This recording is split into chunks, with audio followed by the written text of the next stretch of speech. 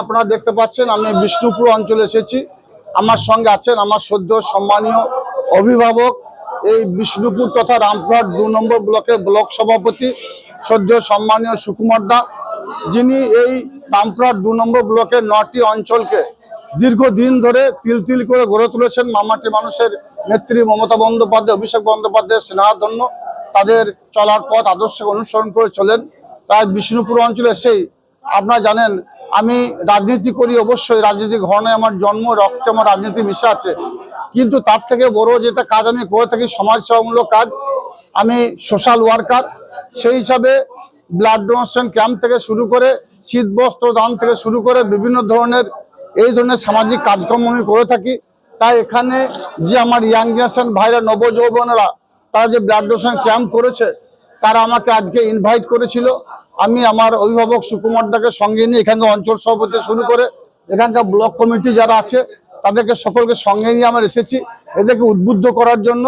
কারণ আমরা জানেন ব্লাড এমন একটা বিষয়, এমন একটা সম্পদ যেটা আজ পর্যন্ত কোনো বৈজ্ঞানিক, কোনো সায়েন্টিস্ট আবিষ্কার করতে পারেনি।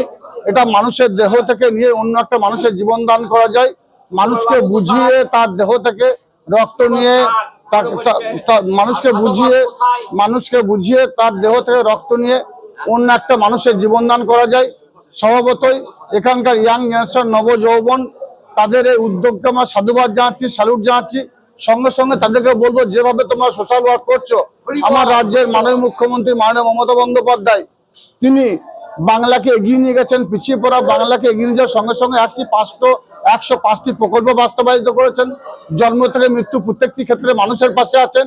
তাই সকলে যেভাবে মানুষের পাশে তোমরা স্বেচ্ছায় শ্রম দিচ্ছ, তোমাদেরকে এগিয়ে আসার জন্য আহ্বান জানাচ্ছি।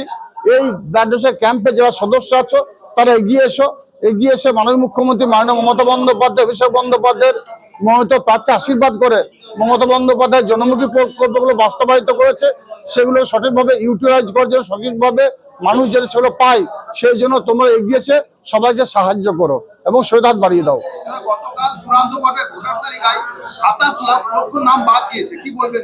এটা বিজেপি চক্রান্ত।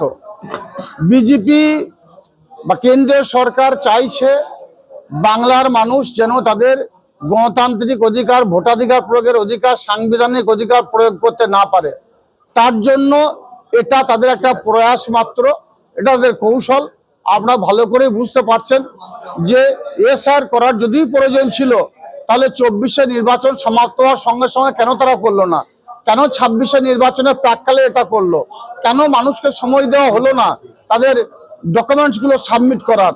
সর্বতই বিজেপি চক্রান্ত করে বাংলা মানুষ যেন তাদের ভোটাধিকার প্রয়োগের অধিকার প্রয়োগ করতে না পারে চক্রান্ত করছে। লাভ হবে না। বঙ্গজননী বাংলার মা মাননীয় মুখ্যমন্ত্রী মাননীয় মমতা বন্দ্যোপাধ্যায় এবং সর্বভারতীয় তৃণমূল কংগ্রেসের সাধারণ সম্পাদক অভিষেক বন্দ্যোপাধ্যায় আছেন, তিনি সব মানুষের পাশে থাকবেন এবং মানুষকে সব দিক দিয়ে সহায়তা বাড়িয়ে দেবেন।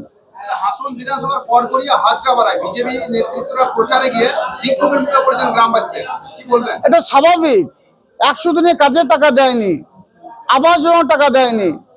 2021 নির্বাচনে দাঁড়িয়েছিল ওই ভদ্রলোক কি বলবো আমি। তারপর 5 বছর তার দেখা পাওয়া যায়নি। তখন বড় বড় লম্বা লম্বা ডায়লগ দিয়েছিল, বড় বড় ভাষণ, এটা করব সেটা করব।